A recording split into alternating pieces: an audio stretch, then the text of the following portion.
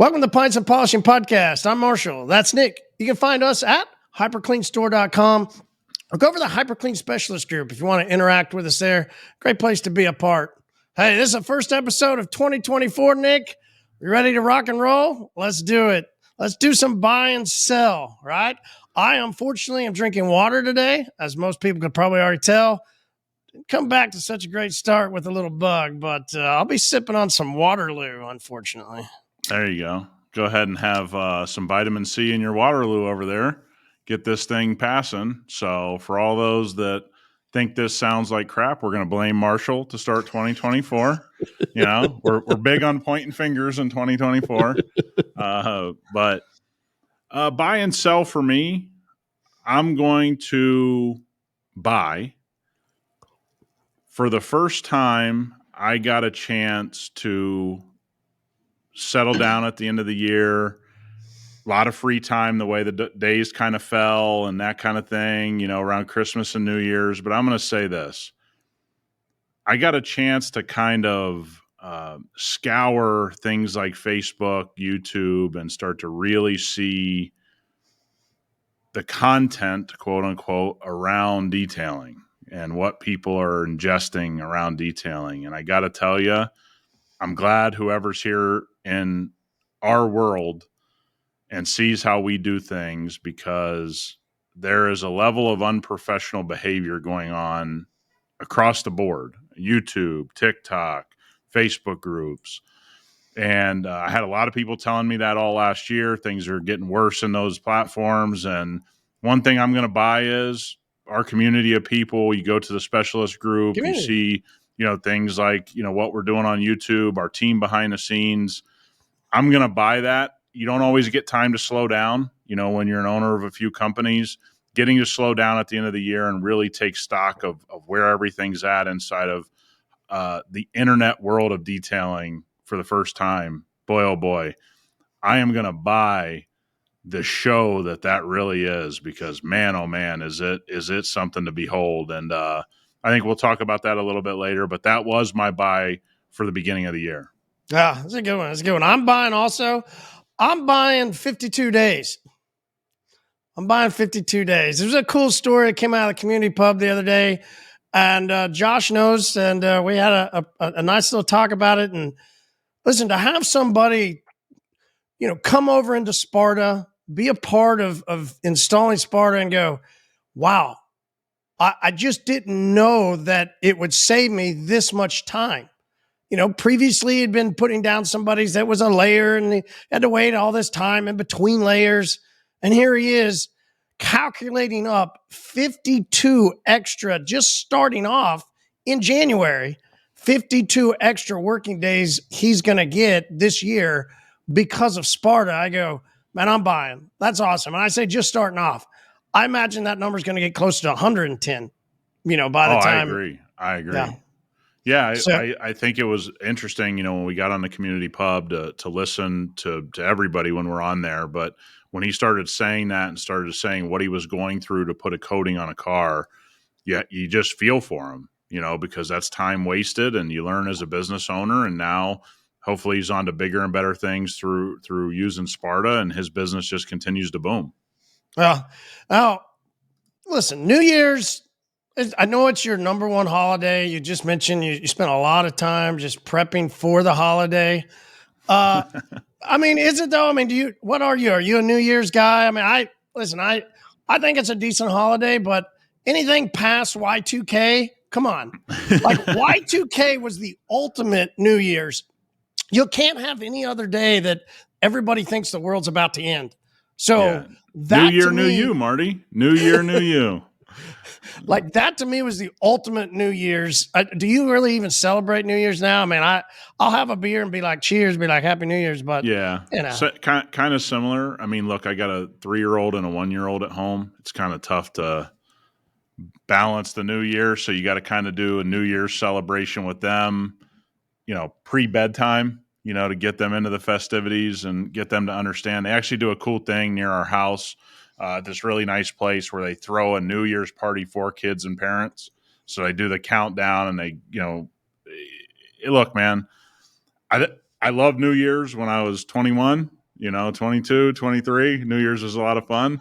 So anybody in that age group, I hope you're having a hell of a lot of fun on New Year's. It just kind of changes as you get, some kids and things like that. But I loved New Year's when I was of the age to love New Year's, when you go out, have a party, that kind of stuff. Always. Champagne, definitely. I'll have a glass. It's not my favorite drink, but it's New Year's. Go ahead and give me it at midnight. Come on, you're doing those champagne bongs now, where they throw this thing. You got come on, you are. New Year's is always interesting though. Interesting time, and interesting for us, like you mentioned, New Year, right? There is that. There's also some crying, right? There's also some people that are having a rough moment, whether it's holidays or what. Like New Year's can kind of be really? I got it. I think you had a phone call, right? That was an interesting phone call. Yeah. A longtime friend of mine has really tried to do business on his own for a long time, has been given a lot of opportunity, truthfully, because he's in a good network of people and, just missed out on another opportunity. And he called me at the new year and he's like, I can't believe these guys didn't bring me into this investment and this and that. And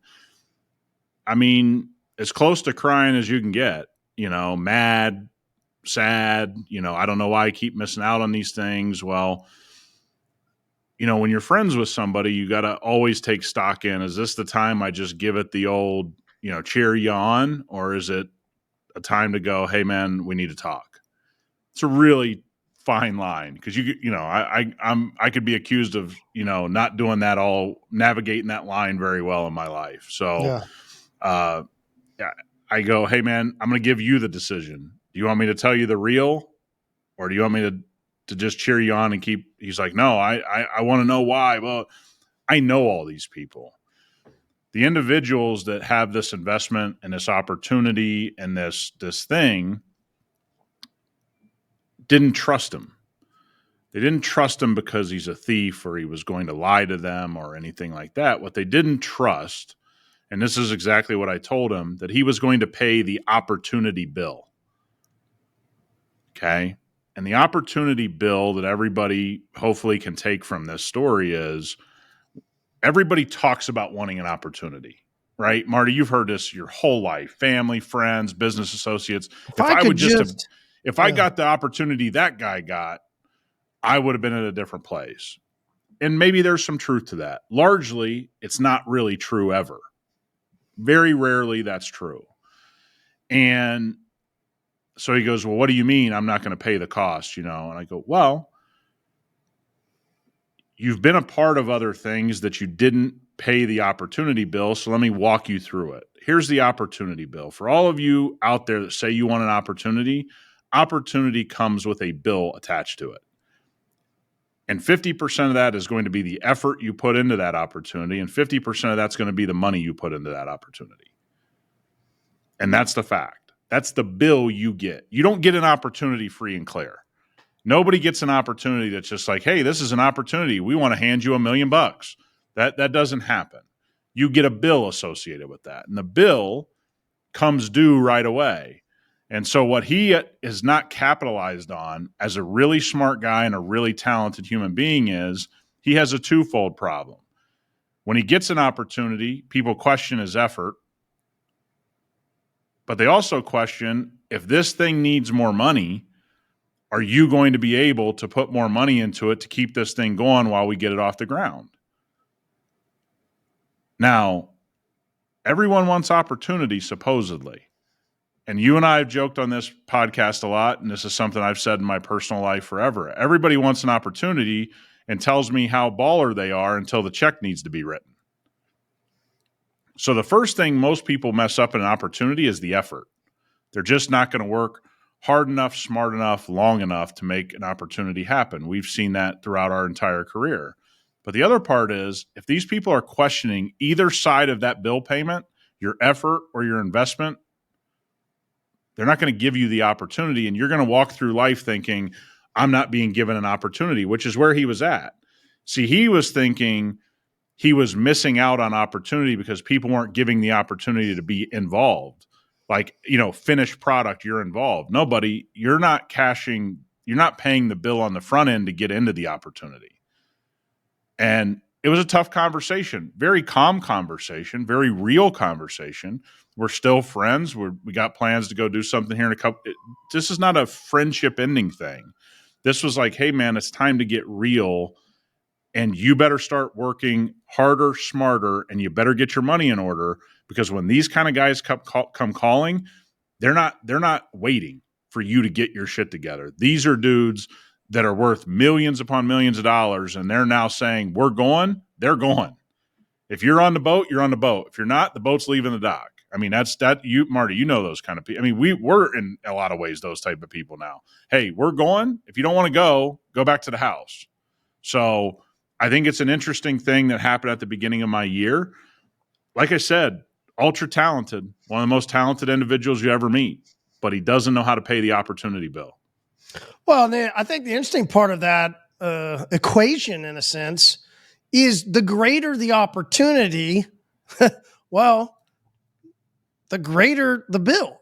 The more effort you're going to have to spend, the more chances that you're going to have to put larger amounts of finances into it, right? Anything that you and I have looked at where we've gone, all right, we got a chance here to do something. What's it going to take is really what we always ask. I think one of those, and as you and I were talking about this, is when people miss the opportunity because they don't want to pay the bill. We've discussed, how few chances another opportunity is going to come around. Here's the other flip of the coin. This is where you and I talked about is, opportunity is still going to knock somewhere.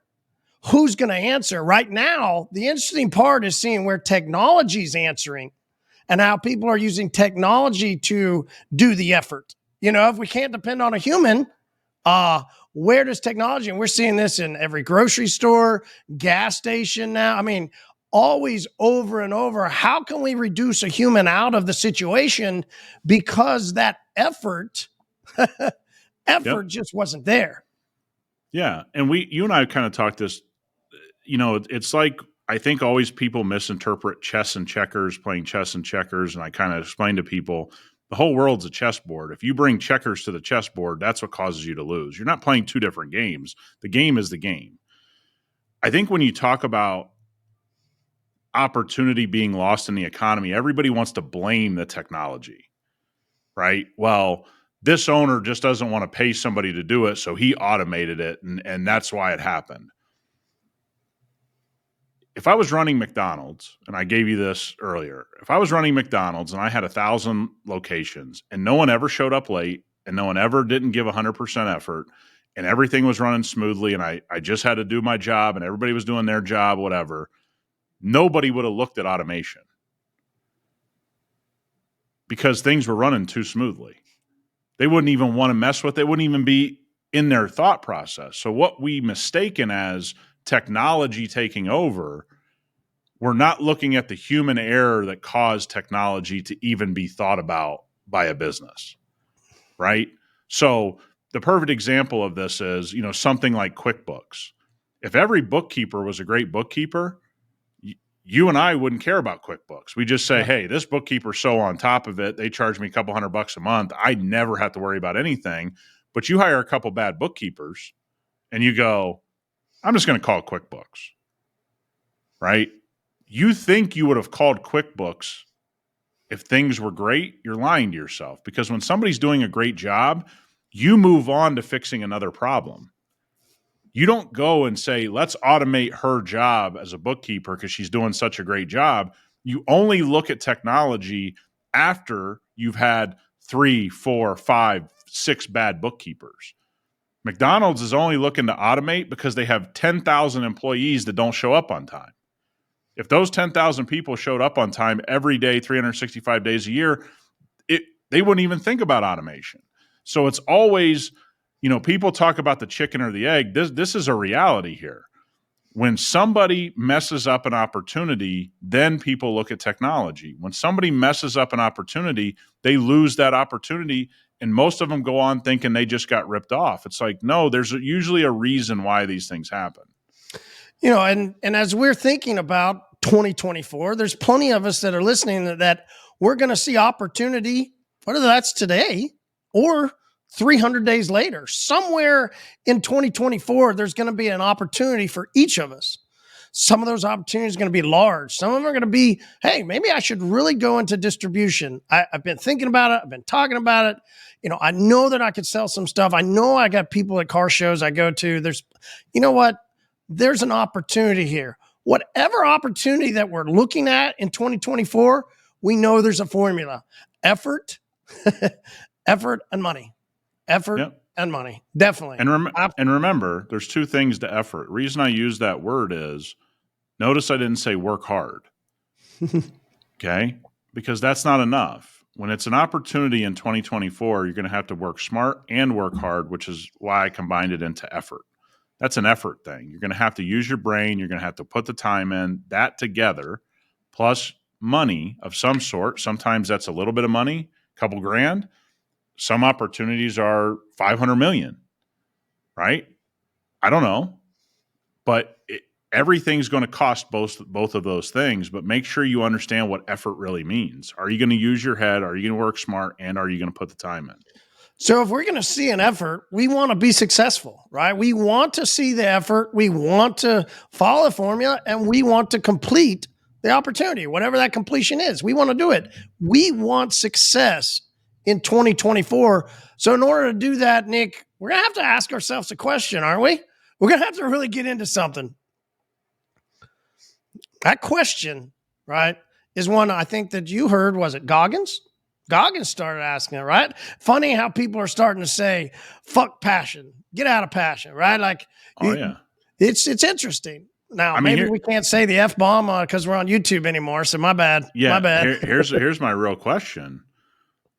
Did Goggins rip me off? I mean, he is in my neighborhood, here in Vegas, but look, the Huberman, for all those that always ask me what I'm reading or what I'm listening to, I'd tell everybody, go listen to Huberman and Goggins and listen to somebody talk about no nonsense and see what it takes to be. This guy basically couldn't read, and now he's a multimillionaire. This guy admits he has very little talent in life. He's a multimillionaire. You look, he was at one time 300 pounds. Now he runs ultra marathons. But it's funny how many people are triggered by that episode. The internet falls into a majority are triggered by what he says, and then this minority that go, I feel you. Okay, man, I'm picking up what you're putting down, right? Passion, these feelings, these things you think are going to come and are going to lift you up. That's what idiots or somebody trying to sell you something says. That's what I got out of that episode. Number one, I like hearing his story. We see him running all over Vegas. I mean, he's literally like in my neighborhood. So I see the determination. I see that, hey, man, I just got to do what I got to do. And I think when I look at 2024 and start to really tell guys, if you think I'm on a high level in business and that's what you think, and you think I get to do whatever I want every day. Somebody asked me this question after listening to Goggins, like, dude, how much stuff do you like doing during the day? I'm like, I don't know, 90% of it I wish I didn't have to do. The other 10%, yeah, man, is pure enjoyment.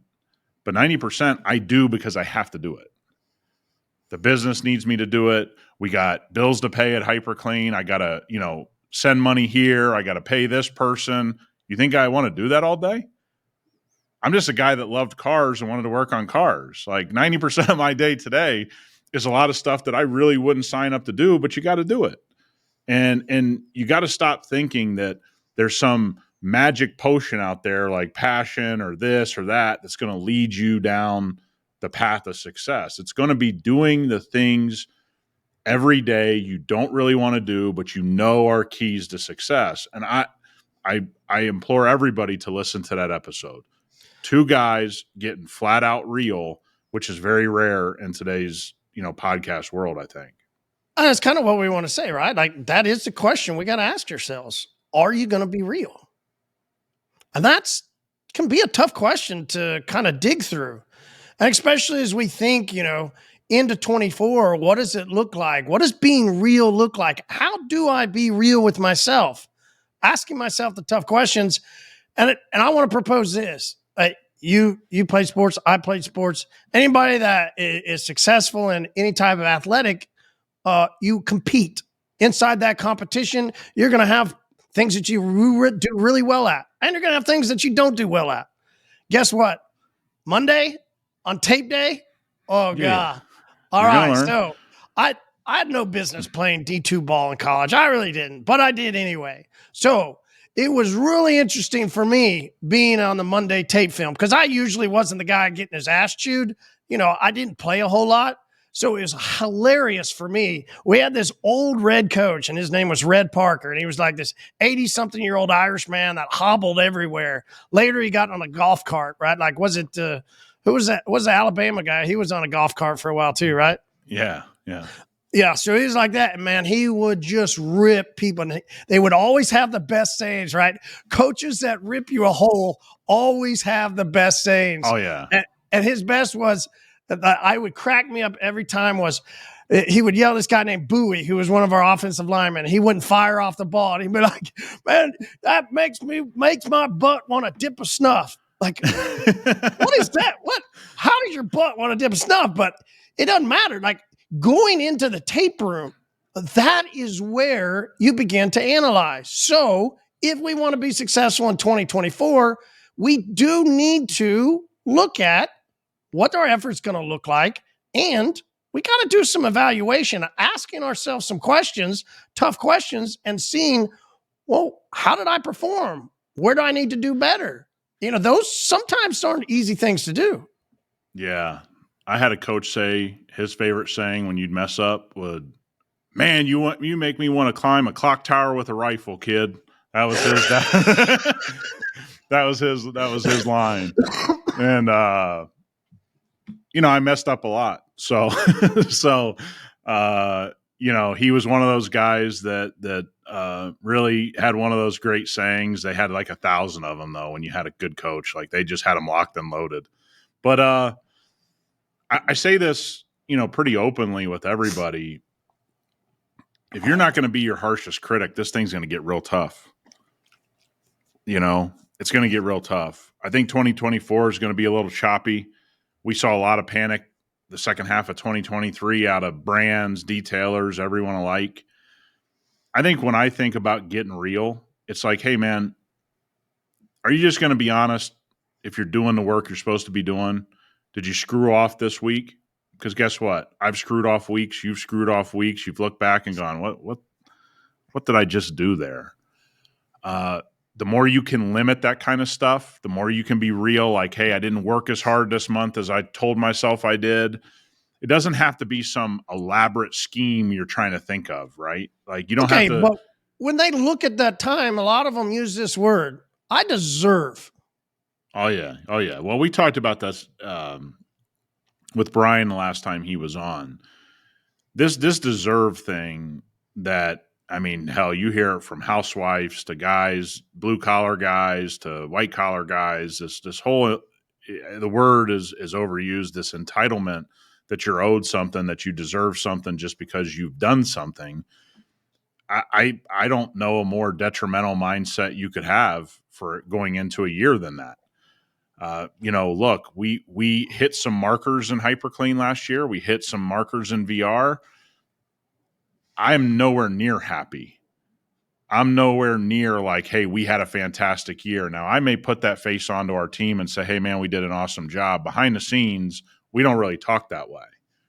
We don't really talk that way. We talk very bluntly, honestly. This is what we need to improve. Hey, we just shot this video, wasn't good enough. Hey, this sound wasn't good enough. We got to fix it. Hey, the podcast isn't good enough. We got to do this better. I think if people think that I'm dramatizing that, Marty can vouch. I'm not dramatizing it at all.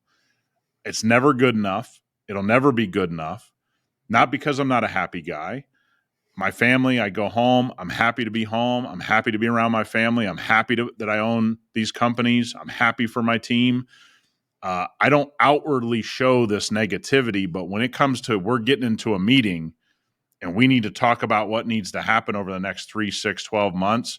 It's like, if you think 2023 was good, it wasn't good enough. So now everybody hears that and they think that's what my team is seeing. No, our leadership team is seeing that side to push things to the next level. And I think that's the thing, man, is that you almost got to play two parts here in your company. You need to run your business with your team a certain way, but behind the scenes, you need to be really harsh on what's going on. And now you got to play those chess moves on the chessboard and start doing what? Figuring out the next move, figuring out where you didn't do well enough, figuring out where you can do this better or that better. Because I got news for you. I got a list of about 100 things I think we failed on in hyperCLEAN last year. And that list could grow from here because it's not going to be good enough. It may not have been a failure, but it's a failure to us. Wasn't good enough. We can do better. Stop telling yourself that everything's fine. All right, but let's dig into that for just a little bit more, because I think when people are going to evaluate themselves, I know I've heard it recently. I've heard it multiple times in the past. I've heard this: I can't do this. I'm not good at this. Right? Like, there's some of us that we start analyzing what we've done and where we failed, and we kind of get stuck. We get stuck in that, I can't. I failed at this. Right? It's like, hey, Brett Bowie, get off the ball. You can do it. And, you eventually just need a quarterback to start yelling in somebody's ass when they mess up a play, right? Like, the idea that you can't, it does derive from somewhere. And there's a difference between evaluating. That's what I want us to understand. There's a difference between us evaluating. I think it's Socrates that says an unevaluated life is not a life worth living. So we should evaluate. We should look at things.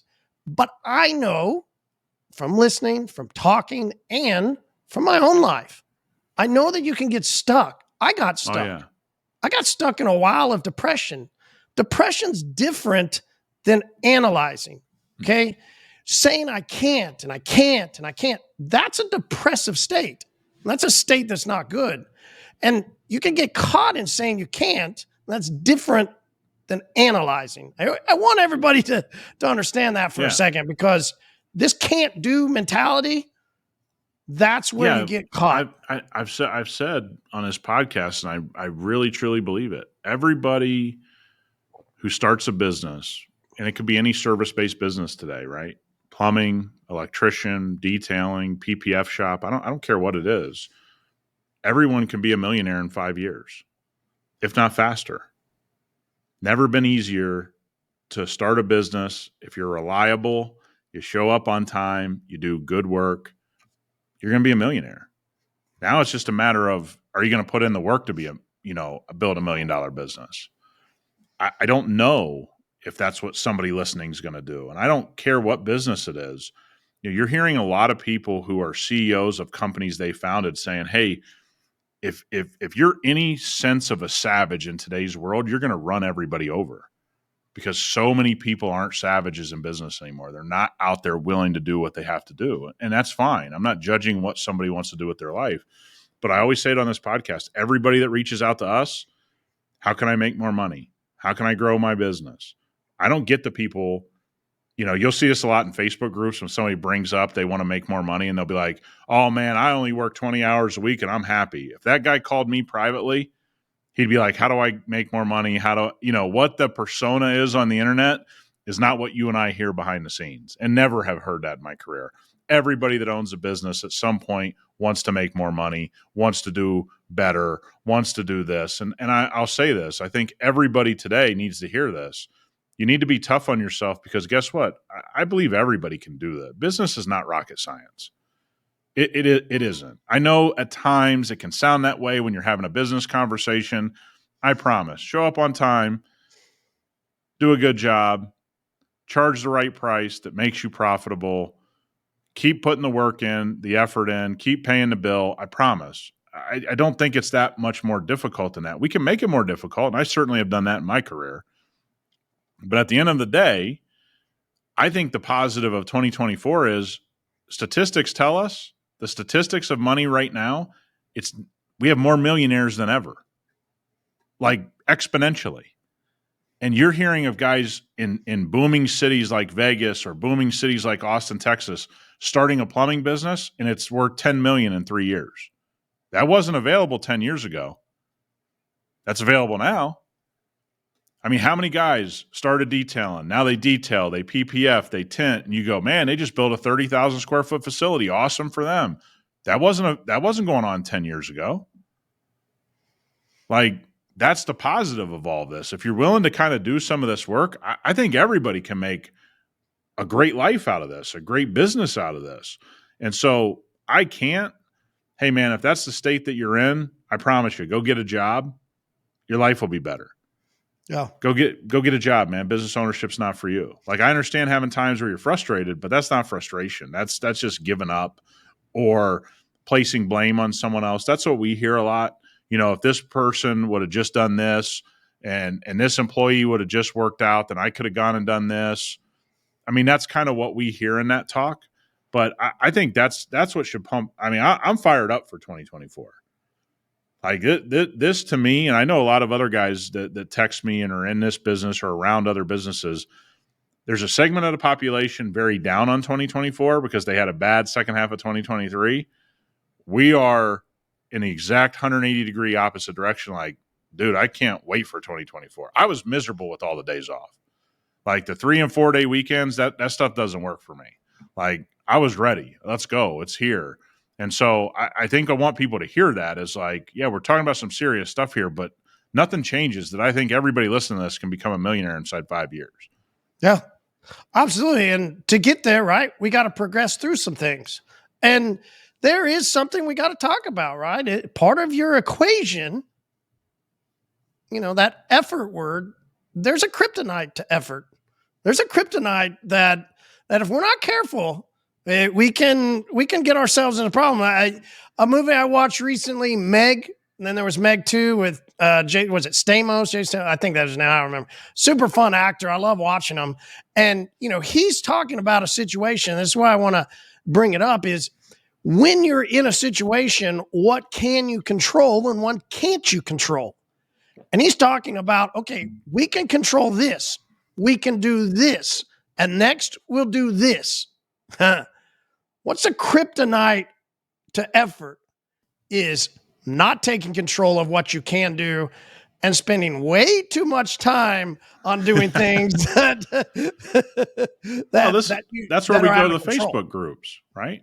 That's where we go to this Facebook group world. I'm really probably the thing I'm the most proud of from last year is how everybody that's come into specialist group has acted very differently than what we see across the internet on Facebook groups. Like, it sounds like a stupid thing to be proud of, but man, when you start to dig into these other Facebook groups, you go, oh my God, man. I mean, the amount of ego and lying and, you know, I mean, it's so obvious to any of us that know this business who's lying. Like, there's a guy that supposedly spends 700 hours on paint correction, but somehow has glazed, with a glazing product, 10,000 cars. It's like, wow, I don't know how you make all the time for that, right? Like, it's so destructive. But this is what you talk about. Like, if you're going into a Facebook group or you're going to watch a YouTube video or you're going to scroll TikTok, you can make those things beneficial, right? That's the part you can control. You can control social media to make it positive in your life, positive in your business. Or you can just go on there and bitch about something somebody said in a Facebook group for the 500th time this year you did that. And that goes to your point. Hey, you can't control that guy posted it. So why even engage with it? What people will notice about me on Facebook is, unless it's on hyperCLEAN Specialist, I don't write anything. I don't go into these Facebook groups and put my 2 cents in. I don't need to. Here's one. You can't control somebody sending you a free coating, but I can control whether or not I actually say, yeah, I want it and bring it in. Like, you know, that's been, I think, crazy lately, right? It's been interesting, really interesting as things start popping or people are getting a little crazy in 24 because to your point, right? Not everybody had a great 23 and especially the second quarters of 23. And so suddenly we got a lot of really weird things happening. And what can you control? You control staying focused. You can control keeping all that other garbage out. Yeah, it's a great point. You can control understanding the economy, and if somebody's sending me free stuff, what's the likelihood it's good? I mean, hell, even if you get like I always rag on free sample guy at Sam's Club and Costco. Hey, man, what's the odds that food doesn't have somebody else's cough and saliva and boogers all over it? Like, free stuff just isn't good. It's okay. You want to defend it? Defend it. No harm, no foul. Okay, all good. All right, so it's like, all right. So the other day we've had a fleet issue. I had to change a battery. Right, so I'm sitting in line, waiting patiently, not happy, but waiting patiently. You got a battery. You're going to go to Walmart. It is what it is. The guy in front of me, I'm like, my guy.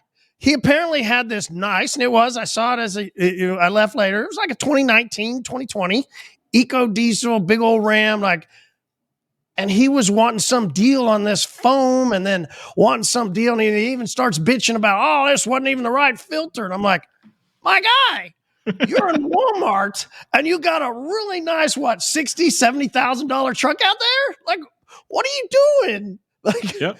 Yeah. And look, what we see now is with the free coating fiasco, if you pay attention enough, a lot of people put that on cars that somebody paid them to do. Yeah. Well, that's You insane. think there's no ramification to this? This is what I always say. You talk about control the controllable. Don't worry about the other stuff. Think about if you're so irresponsible to your customers and you're so irresponsible to your business and yourself as a human being that you take a free thing that is pretty affordable in the coating package anyway when you do the math, just doing it properly. And you go, man, I got this deal. You slap it on a car and somebody calls you back a week later and goes, I just went to wash my car. There's nothing on it.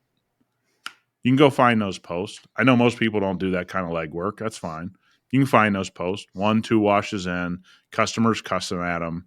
A DIYer wasted a whole weekend correcting and coating his car with the free coating. Do those people deserve to kind of lose in the economy? The economy says yes, you deserve to lose because you weren't smart enough to realize there was a catch. What I hope people get from us through our brand and through us individually, don't be the guy, don't be the sucker at the poker table. It's a really hard place to be in life. Really, by the way, in business, you're out of business. And if you can't spot the sucker, you're the sucker at the table. So if you click that link and you got that coating and you defended it to yourself for whatever reason, just remember, you're the sucker at the poker table. Period. I don't care what reasoning you give yourself. Just like I say to people when I walk by them at Costco and they're taking the free samples, hey man, you get a bacterial disease, it's not on someone else. Jerry was coughing on your cookie that you just took over there and you acting like you didn't know how you got sick. Everything free ain't great. And I've never gotten anything free that was good, even average. But I think this goes back to your control the controllables. Get in with reputable company, do reputable work, take care of your car in a high level way if you're an enthusiast listening. I promise this all works out in the end, right? And a not fun one if we're going to be goal-oriented people, which, we should, whether you set, whatever type of goal you want to set. We don't want to go into that. But, most of us are type of goal-oriented people, and we're going to set some things that we want to do in 24. Part of setting those goals is also forcing and setting standards. And that's really kind of what you're talking about is how do we set standards to control the riffraff, control the things that, but stay focused on what we need to do. And most people don't know you used to own a gym. Yeah. And around this time was always interesting for you. And there's something that I think people should hear about. And when we're trying to analyze what we're going to do in 24 and the standards in which we're going to set so that we make sure that we keep ourselves focused, it doesn't matter if it's a 40,000 or a 40 million, right? There is one thing that always matters. Share the Yeah, story about the gym. I was an investor in a gym, actually the largest privately held gym in Vegas at one time. And it was an awesome experience. A real headache while I was trying to run VR, to tell you the truth, but it was a learning experience. And one of the things that I learned was around this time of year, there were two different types of people. There were the people that came in, let's say they're anywhere from 20 pounds to hundreds of pounds overweight, wherever they are in their life. And it would be all ages, 20 all the way up to 80 years old. And there were two types of people that you would see within a month's time why one group made it and one group didn't. And it all came down to they all worked with a personal trainer. Everybody would kind of get set up with a personal trainer and they'd go sit down with the trainer. And we had cameras in the gym and, everything like that. So you could hear the conversation. And there were guys and gals that would come in there and they go, look, I'm 50 pounds overweight. I'm not happy.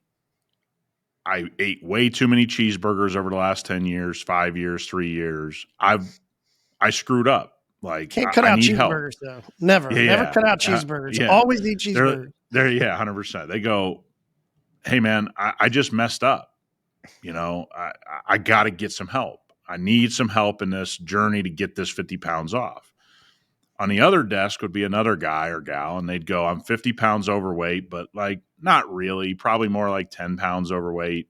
I only need to lose a little bit, and it's all good. Like, and then I don't really eat that poorly.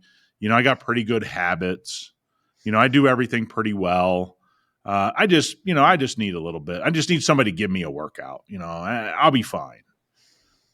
Within 30 days, the first group was still around, and a lot of those people lost the 50 pounds and much more and got in the best shape of their life. And this other group within 30 days never saw them at the gym again. I mean, it was that simple. It was that cut and dry. There was not a middle ground in that. And I think that's one of the most interesting things that I learned in my life is by watching other people, I could realize the mistakes I was making, right? That one leg out, telling yourself things aren't that bad. Don't worry about it. I didn't really do anything wrong. Life got in the way. To the other person, it was like, dude, I just had too many beers and wings and nights out, and this is on me. I'm embarrassed. I don't feel good. I made every mistake in the book. Can you help me? That one little change changed whether somebody actually reached their goal or not. And I think it was a cool learning experience for me. So as if they acknowledged, right? And we see this, we've seen it we can see it in our own group. We've seen it on the pub, but you see it throughout the industry. It's people that don't acknowledge that they need help, right? Like they need to make a change. If you have big goals in 24, which most of us will, there's part of which we keep saying is you got to have this get real discussion with yourself.